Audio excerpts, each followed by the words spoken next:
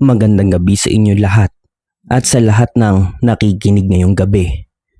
Bago natin simulan ang ating kwento, gusto ko munang itanong sa inyo, naniniwala ba kayo na ang simpleng inggit at galit ng tao ay kaya magpasapit ng totoong impyerno sa buhay ng iyong pamilya? Ang tampok natin ngayong gabi ay isang totoong karanasan na naganap pa noong dekada 70 sa isang tahimik na bayan sa Laguna. Isang kwentong magpapatunay sa inyo na bago pa man nauso ang mga makabagong gamot at teknolohiya, may mga sinaunang kadiliman ng gumagapang sa dilim. Mga kadilimang hindi kayang ipaliwanag ng medisina. Kaya bago ko simulan ang pagbasa, patayin niyo muna ang inyong mga ilaw. Siguraduhin nakasara ang inyong mga pintuan at bintana at makinig ng mabuti dahil ang kwentong ito ay pwedeng mangyari kahit kanino sa atin. Magandang gabi sa iyo, Kuya Jay, at sa lahat ng nakatutok ngayon sa iyong channel. Itago mo na lang ako sa pangalang Lorena. Ang karanasang ito ay nangyari noong dekada 70 sa isang napakatahimik na liblib at napakalayo sa kabias ng bayan sa Laguna. Noong panahong iyon, 17 pa lang ako noon. Ang buhay sa lalawigan noong dekada 70 ay napakasimple at napakatahimik. Wala pang kuryente sa karamihan ng mga bahay sa aming baryo noong mga taong iyon. Kaya kapag sumapit na ang alas 6 ng gabi, balot na ng kadiliman ang buong kapaligiran. Lampara at kandila lang ang gamit naming ilaw sa gabi. Kapag patay na ang ilaw, ang tanging tunog na madidinig mo lang sa paligid ay ang ingay ng mga kuliglig, ang malayong tahol ng mga aso, at ang tunog ng mga dahon at sanga ng puno na nagtatama sa lakas ng hangin. Ang pamilya namin ay simpleng magsasaka lamang. Ang tatay ko ay maagang pumupunta sa bukid araw-araw upang mag-araro at magtanim. Samantalang ang nanay ko naman ay nagtitinda ng mga gulay at prutas sa palengke ng bayan. May isang nakatatandang kapatid ako na babae, si Ate Teresa. 2 taon ang tanda niya sa akin. Si Ate Teresa ang kilalang pinakamaganda sa aming lugar. Nabait siya, palasimba, masayahin at napakaraming binata ang naniligaw sa kanya mula pa sa iba't ibang sityo at karatig baryo. Pero sa kabila ng kabaitan ng pamilya namin at ng simpleng pamumuhay namin, natutunan ko ng mga panahong iyon na hindi mo talaga maiiwasan na may mga taong magtatanim sa iyo ng inggit at lihim na galit. Nagsimula ang lahat noong kalagitnaan ng buwan ng Mayo. Nagsimula ito sa isang simpleng insidente sa palengke ng aming bayan. May isang matandang babae mula sa kabilang baryo. Tawagin na lang natin siyang Aling Delia. Si Aling Delia ay kilalang palaisip at napaka-talim tumingin sa mga tao. Walang masyadong nakikipag-usap o nakikipagkapwa-tao sa kanya dahil napakabigat ng kanyang aura. Malalim ang kanyang mga mata at parang laging galit sa mundo. Marami ding usap-usapan sa aming bayan na may malalim siyang kaalaman sa mga lumang paniniwala, panggagamot at higit sa lahat ay pangkukulam. Isang maulan na umaga sa palengke noon, aksidenteng nabangga ni Ate Teresa ang mga paninda ni Aling Delia habang nagmamadali siyang bitbitin ang mga paninda ni nanay. Nagkalat ang mga gamit at panindang root crops ni Aling Delia doon sa daanan at medyo maputik pa. Agad namang humingi ng tawad si Ate Teresa at mabilis na lumuhod para tulungang damputin ang mga gamit ng matanda. Pero hindi tinanggap ng matanda ang paumanhin. Galit na galit si Aling Delia. Tinignan niya ng napakatalim si Ate Teresa. Yung uri ng titig na parang gustong ubusin at lapastangin ang kaluluwa mo. Biglang hinawakan ni Aling Delia ang bisig ni ate ng napakahigpit. Kuya Jay, ayon kay ate, ang lamig daw ng kamay ng matanda. parang kamay ng isang bangkay na galing sa yelo. Sinabi daw ng matanda sa nababa at nanginginig nitong boses. "Maganda ka ngayon, nene. Tignan natin kung hanggang kailan magtatagal yung ganda mo." Umuwi si Ate Teresa na balisa at hindi kalmado ang kanyang pag-iisip noong araw na iyon. Hindi niya muna sinabi kina nanay ang nangyari dahil ayaw niyang mag-alala sila. Pero ng gabi ring iyon, noong patay na ang lahat ng lampara at tahimik na ang buong baryo, nagsimula na ang mga kakaibang pangyayari. Unang gabi pa lang ng pagkatapos ng insidenteng iyon sa palengke, napansin ko na agad ang pagbabago sa mood ng aming bahay. Habang nakahiga kami sa aming papag, kaming dalawa lang kasi ni Ate Teresa ang laging magkatabi sa isang silid. Narinig ko ang isang mabigat na kalusko sa aming bubong na yero at nipa. Hindi iyon pusa at hindi lalong daga iyon. Parang may taong naglalakad sa ibabaw ng aming bubungan na may kalakip na mabagal at mabigat na mga hakbang. Para bang may hinihila siyang mabigat na bakal o kadena sa ibabaw ng bahay. Ang sumunod doon ay ang tunog naman ng tiktik. Pero hindi ito tulad ng simpleng huni ng ibon na naririnig sa gubat. Ang tunog ay nagmumula mismo sa apat na sulok ng aming kwarto. Parang may nagkakamot ng matutulis na kuko sa mga dingding naming gawa sa kawayan at sawali. "Lorena, naririnig mo ba yun?" Bulong sa akin ni Ate Teresa. Malamig na malamig ang kanyang kamay noong hawakan niya ang aking braso. Nang tignan ko ang mukha niya sa tulong ng bahagyang liwanag sa lampara sa lamesa, napansin kong pawis na pawis siya kahit napakalamig ng simoy ng hangin sa labas. Agad na nilagnat si Ate Teresa noong gabing iyon. Agad siyang sinumpong ng napakataas na temperatura, pero hindi ito ordinaryong lagnat na kayang gamutin ng simpleng pahinga. Lumipas ang 3 araw, Kuya Jay, at ang simpleng lagnat ni Ate Teresa ay naging isang bangungot na tuluyang nagpabago sa buhay ng buong pamilya namin. Araw-araw, kapag sumasapit ang eksaktong alas 5:45 ng hapon, ang oras kung kailan nag-aagaw ang dilim at liwanag o ang tinatawag nilang oras ng takip silim, magsisimula ng manginig ang buong katawan ni Ate Teresa. Para siyang inaatake ng seizure o panginginig na hindi mo mapigil. At kasabay nito, biglang pagbaba ng temperatura ng aming kwarto. Kakalat din sa buong silid ng isang napakabahong amoy na parang may halong amoy na purong lason. Kahit anong bukas namin sa mga bintana upang pumasok ang hangin mula sa labas, hindi pa rin nawawala ang amoy na iyon sa paligid ng kama ni ate.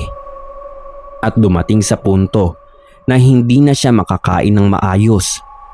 Tuwing susubukan niyang kumain kahit kaunting lugaw o uminom ng malinis na tubig, agad niya itong isusuka na may kasamang dugo. At dito na nga nagsimula ang totoong kababalaghan na nagdulot sa amin ng matinding sindak. Isang gabi, habang nagdadasal sina nanay at tatay sa tabi ng higaan ni Ate Teresa, habang nakahawak ang rosaryo sa kanilang mga kamay, biglang naubo ng napakatindi ang kapatid ko. Parang may malaking bagay na nabulunan sa ilalim ng kanyang lalamunan. Namumula ang kanyang mga mata at lumalabas ang mga naglalakihang ugat sa kanyang leeg.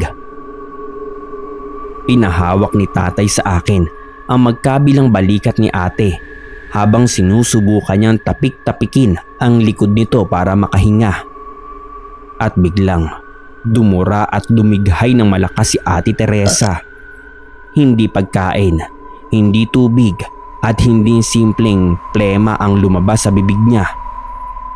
At lumabas mula sa lalamunan niya ang isang malaking kulay itim at naglalagkit at nabubulok na buhok ng tao na nakatali o nakapaikot sa isang may kalawang na pako. Napatili ng malakas si nanay at napalundag sa takot. Ako naman ay napabitaw sa balikat ni ate dahil sa matinding pandidiri at pangingilakbot. Ang pako na isinuka niya ay mainit pa at may nakadikit na maitim na dugo. Si Ate Teresa naman ay tuloy-tuloy sa pag-iyak habang nakatitig sa kisame. Ang kanyang mga mata, Kuya Jay, hindi ko malilimutan ang itsura ng mga mata niya noong gabing iyon. Ang mga itim ng kanyang mata ay halos lumubog ng pataas sa kanyang kilay at ang tanging mga puting bahagi na lang ng kanyang mga mata ang nakikita sa dilim. Hindi na nga nakatulog ang buong pamilya namin noong gabing iyon. Malinaw sa aming lahat, hindi ito sakit na kayang gamutin ng doktor sa bayan dahil nakulam ang kapatid ko. Sa mga sumunod na araw, pag nag-iiba ang kalagayan ng bahay namin, naging mailap ang mga alaga naming mga hayop. Ang aming aso ay hindi na pumapasok sa loob ng bakuran kapag sumasapit na ang gabi. Palagi na lamang itong nakatingin sa ilalim ng bahay habang tumatahol at dahan-dahan na umaatras na tila ba may nakikitang pamilyar at napakasamang nilalang. Ang mga manok sa aming silong ay nagkakagulo tuwing madaling araw ng walang maliwanag na dahilan. Si nanay naman ay palaging umiiyak habang nagpupunas ng bimpo sa noo ni Ate Teresa. Sinubukan niyang maglagay ng mga krus na gawa sa palaspas sa bawat bintana namin at sa may pintuan din ng aming bahay. Pati na rin ang asin sa bawat sulok ng kwarto. Pero mas lalo lamang nagagalit ang kung anumang espiritu o kulam na pumapasok sa katawan ni ate. Dahil sa tuwing ilalapit ni nanay ang rosaryo sa leeg ni Ate Teresa, nagkakaroon ng pulang marka sa kanyang balat na parang napapaso siya sa tuwing naririnig ang dasal. Nagiging napakabigat ng hangin sa loob ng aming tahanan. Ang dating masayang tahanan kung saan maririnig ang tawanan at kwentuhan pagkatapos ng hapunan ay naging parang isang burol o sementeryo sa gitna ng gabi.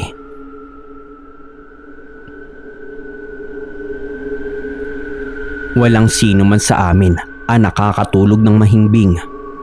Bawat maliit na kaluskos mula sa kawayang sahig o mula sa bubong ay nagdudulot ng matinding panginginig sa aming buong katawan.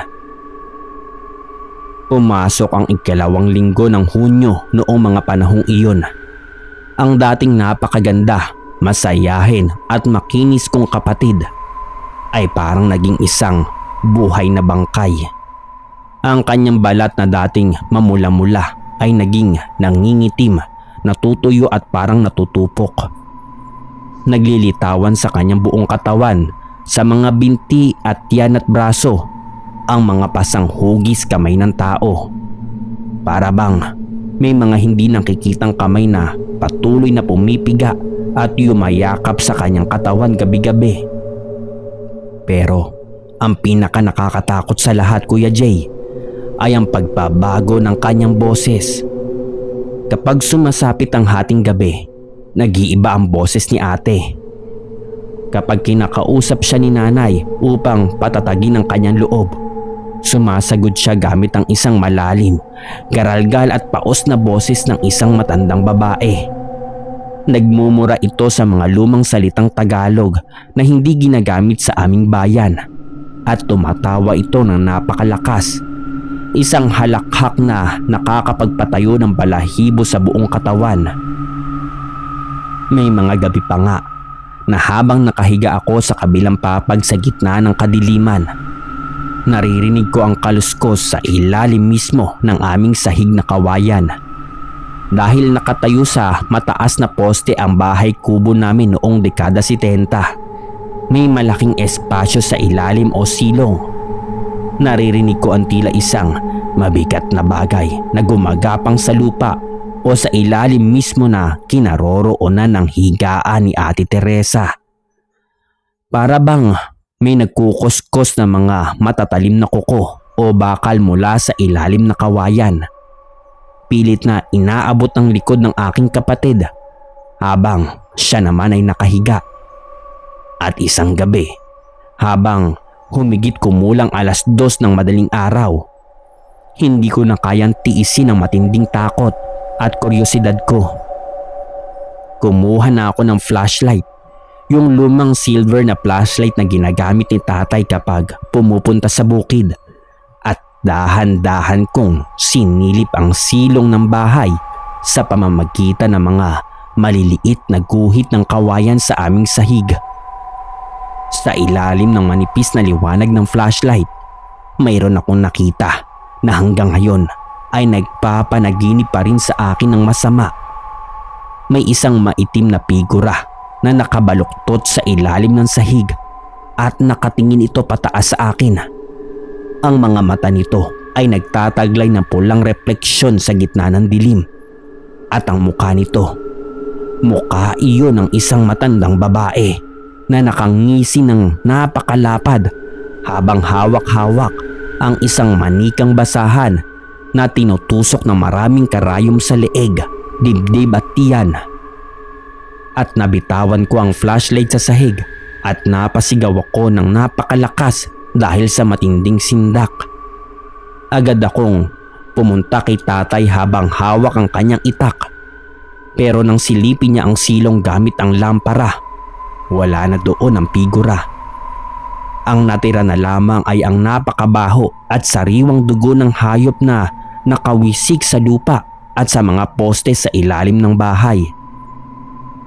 Nang sumunod na araw, napansin namin na hindi na kayang tumayo ni Ate Teresa kahit man lang para pumunta sa banyo.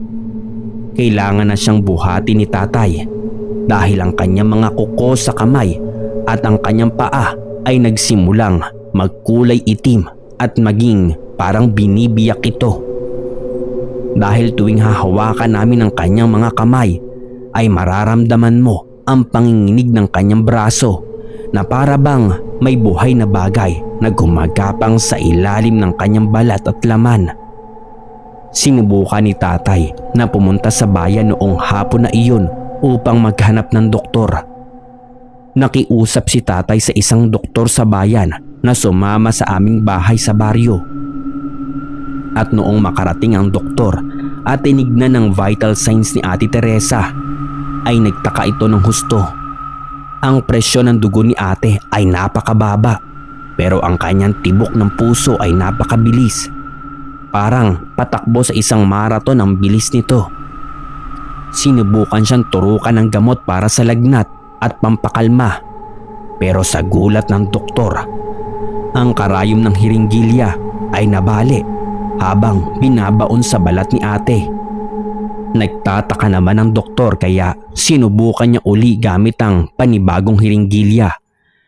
Pero muling nabali ang karayom nang tumama ito sa balat ng aking kapatid. At dahil sa takot at hindi maipaliwanag na kababalaghan, nagmamadaling iniligpit ng doktor ang kanyang mga gamit at mabilis na umalis sa aming bahay. Habang sinasabing hindi nasakop ng medisina ang nangyayari sa aking kapatid, hindi na kayang tiisin pa ng pamilya namin ang ganitong dusa. Unti-unting namamatay ang kapatid ko sa harap mismo ng aming mga mata. Ang kanyang timbang ay bumagsak ng husto. Natuyo na rin ang kanyang balat at hindi na siya makagalaw sa kanyang higaan. Desperado na sina nanay at tatay na mailigtas ang buhay niya. Kaya isang gabi, nagdesisyon si tatay na lakarin ang kabilang bayan upang puntahan ang pinakasikat at subok na albularyo sa lalawigan. Mabilis na lumipas ang oras at sumapit ang gabi. Nagdilim na ang buong langit at bumuhos ang napakalakas na ulan na may kasamang malalakas na kulog at kidlat.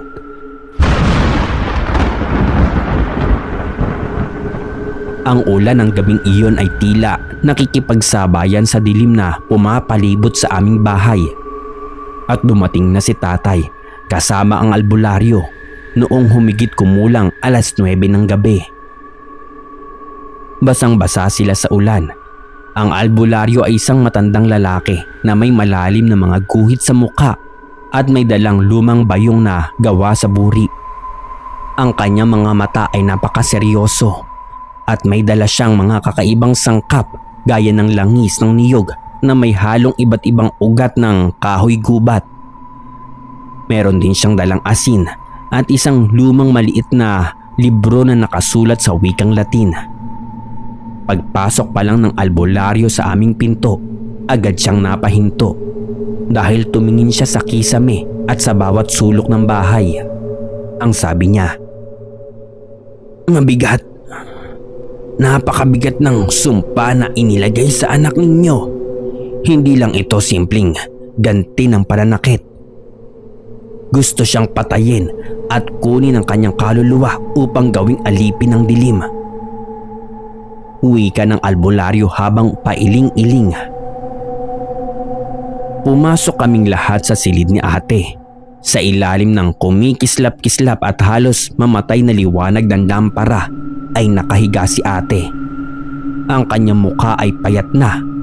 Halos lubog na ang pisngi at ang kanyang mga labi ay nangingitim at natutuklap na parang nasusunog mula sa loob. Bago simula ng albularyo ang ritual, inutusan niya kami na isara ang lahat ng pinto at bintana sa buong bahay. Pinaglagay niya si tatay ng 3 patak na langis na may halong ugat sa bawat poste ng bahay upang mabarikadahan ang aming tahanan laban sa masasamang espiritu na lumilipad sa labas habang ginagawa ang gagamiting panggagamot. Inilabas ng albularyo ang kanyang mga gagamitin. Nagsimula siyang magpainit ng langis sa isang maliit na kaldero sa ibabaw ng kala na may nagbabagang uling. Pagkatapos ay nagpatak siya ng langis sa kanyang mga palad at dahan-dahang inilagay ang kanyang kamay sa noo ni ate habang nag-umpisang magbulong ng dasal na Latin. Agad na nagkaroon ng marahas na reaksyon ng kapatid ko. Nagwala si ate sa higaan kahit payat at nanghihina na ang kanyang katawan. Ang lakas ng kanyang paggalaw ay naging hindi pangkaraniwan. Parang lakas ng 3 malalakas na lalaki. 4 kaming humawak sa kanya.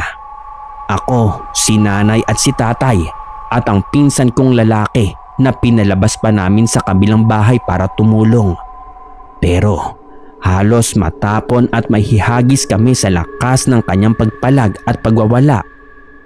Nagsimulang magsalita si ate gamit ang malalim at nakakapangilabot na boses.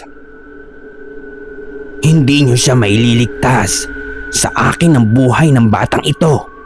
Mabubulok ang kanyang katawan hanggang sa maging lupa at kainin ng mga uod." Patuloy lang na nagdadasal ang albularyo sa wikang Latin habang pinapahira ng mainit na langis ang dibdib, leeg at mga kasukasuan ni ate. Sa bawat patak ng langis sa kanyang balat, nagkakaroon ng puting usok. Parang napapaso sa kumukulong tubig ang kanyang balat kahit na ang langis ay hindi naman ganun kainit. At habang nagpapatuloy ang ritual, lalong lumalakas ang ulan sa labas ng bahay. Ang mga bintana naming gawa sa kapis ay nag-uumpugan at tila wawasakin ng malakas na hangin. At biglang namatay ang natitirang lampara sa bahay at dumilim sa buong silid. Ang tanging liwanag na natira sa buong kwarto ay ang maliit na kulay kahel na apoy mula sa kandilang kulay itim na itinirik ng albularyo sa sahig sa tabi ng mangkok. Sa gitna ng kadiliman, Kuya Jay, narinig namin ang isang malakas at paulit-ulit na hampas sa aming pintuan sa labas. Parang may malaking nilalang o mabigat na bagay na pilit na gustong pumasok mula sa labas ng bahay. At nagsimula ding magtahulan ng mga aso ng mga kapitbahay namin. Isang mahaba at paus na alulong na para bang nakakakita sila ng sundalo ng kamatayan na naglalakad sa kalsada. At ang sumunod doon, ang tunog ng malakas na paglipad sa itaas ng aming bubungan. Parang may malaking ibon o nilalang na may malalapad na pakpak na pumapagaspas mismo sa ibabaw ng nipa.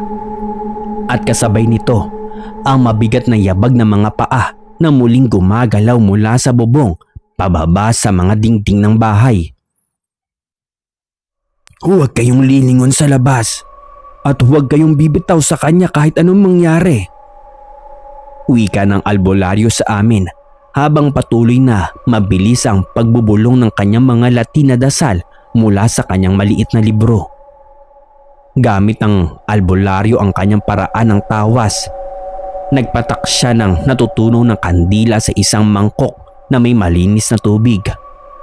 Habang nabubuo ang figura ng kandila sa ibabaw ng tubig, lumitaw ang malinaw na hugis ng muka ng isang matandang babae na may mahabang ilong, nakatagilid at nakangisi.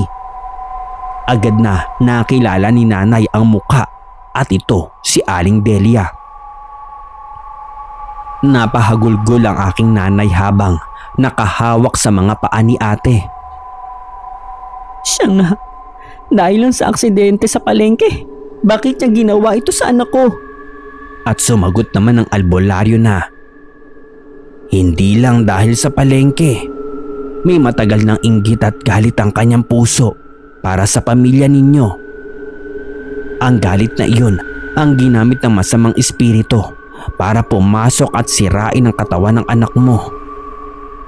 Wika ng albularyo at agad na kumuha ng pinaghalong asin at bawang at winisikan niya ang buong paligid ng kama ni ate. Pagkatapos, inilabas niya ang isang maliit na lumang kutsilyo na may nakaukit na mga simbolo sa hawakan. Dahan-dahan niyang itinapat ang dulo ng kutsilyo sa tiyan ni ate, hindi para sugatan siya, kundi para pigain ang masamang kapangyarihan na nasa loob nito. Nagsimulang sumigaw si ate sa matinding sakit. Ang sigaw niya ay hindi ang tunog ng tao. Para itong pinaghalo ng sigaw ng hayop na kinakatay at ang ungol ng isang demonyo mula sa ilalim ng lupa. Biglang bumukol ang tiyan ni ate at nakikita namin sa ilalim ng kanyang manipis na duster ang isang malaking bagay na gumagalaw sa loob ng kanyang tiyan. Parang may malaking bola ng mga uod o kulisap na naglalakbay sa ilalim ng kanyang balat pataas sa kanyang dibdib at patungo ito sa kanyang lalamunan. Lorena, hawakan mo ang ulo niya at ikaw naman ay hawakan mo ang kanyang kabilang kamay. Utos ng albularyo. Hawak ko ang ulo ni ate habang umiiyak ako sa matinding takot at awa. Ang balat ng kanyang ulo at muka ay napakainit. Parang nagniningas na uling sa kalan. Umayos ng tayo ang albularyo at idiniin ang kanyang daliri na may langis sa ilalim ng baba ni Ate Teresa. Lumabas ka! Lumabas ka sa katawan ng batang ire! Wika ng albularyo at nabulunan si ate at halos lumuwa ang kanyang mga mata habang nagkakaroon siya ng matinding reaksyon para makahinga. At sa huling pagkakataon noong gabing iyon ay sumuka si ate ng mga bagay na nagdulot sa amin ng matinding takot at pagkasuklam at pangingilakbot. Isinuka niya ang isang dakot ng buhay at gumagapang ng mga ipis at mga kalawanging pako. Maliit na basag na bubog at isang maitim na likido na amoy lason. Nagkalat ang mga ito sa sahig. Ang mga ipis ay naguunhan sa paggapang sa sahig, pero agad sila binuhusan ng albularyo ng itinagong langis at sinilaban ng apoy gamit ang kandila. Nang masunog ang mga bagay na iyon, narinig namin ang isang napakalakas, napakatinis at nangingilong sigaw ng isang matandang babae mula sa malayo sa labas ng aming bahay. Isang sigaw ng matinding sakit na parang sinusunog din ang balat nito sa malayo. At pagkatapos ng sigaw na iyon, biglang tumahimik ang buong paligid. Ang malakas na bagyo at hangin sa labas ay dahan-dahang humina at ang gabi ay naging kalmado at tahimik. Bumagsak si ate sa papag nang walang malay, pero ang kanyang paghinga ay naging kalmado na at pabalik na sa normal. Ang napakabahong amoy naman na nagpahirap sa amin sa loob ng ilang linggo ay unti-unting napalitan ng amoy na nasusunog na langis at bawang. Kaya kinabukasan, dahang-dahang nagising si ate. Wala siyang ganong maalala sa mga nangyari sa kanya sa loob ng halos isang buwan. Parang nagising lang siya mula sa isang napakahabang bangungot. Dahan-dahan siyang gumaling sa tulong ng mga gamot na dala ng albularyo, mga panalangin at patuloy na pag-aalaga ng aming pamilya. Bagamat tumagal ng ilang buwan bago ganap na bumalik ang katawan at dating lakas at timbang ni ate. Pero ang pinaka-misteryosong bahagi po nito ay ang kung ano ang nangyari kay Aling Delia, Kuya Jay. Dahil ng umagang iyon, pagkatapos ng ritual, nabalitaan sa buong bayan na napapansin ng mga kapitbahay ng Aling Delia na hindi siya lumalabas sa kanyang kubo. At nang pasukin ng mga tao at ng kapitan ng kanyang bahay upang kamustahin, nakita nila si Aling Delia na nakahiga sa kanyang papag at wala ng buhay.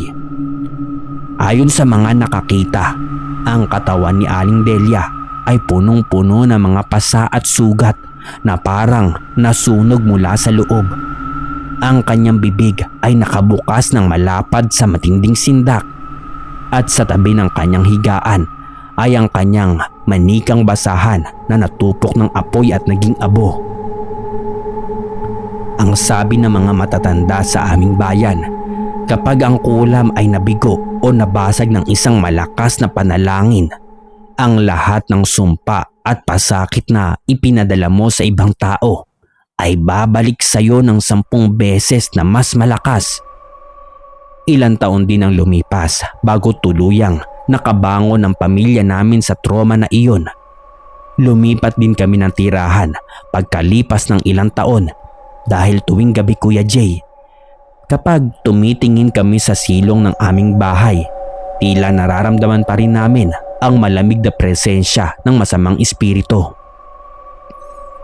Ngayong taon po ay matanda na ako at marami nang nagbago sa mundo.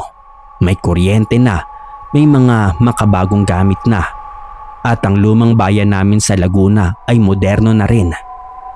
Pero tuwing nakakabalita ako ng mga taong nagkakasakit na hindi maipaliwanag ng medisina, hindi ko po maiwasan maalala ang nangyari noon kung kailan ko napatunayan na ang kadiliman, inggit ng tao at ang kulam ay totoong umiiral sa mundong ito.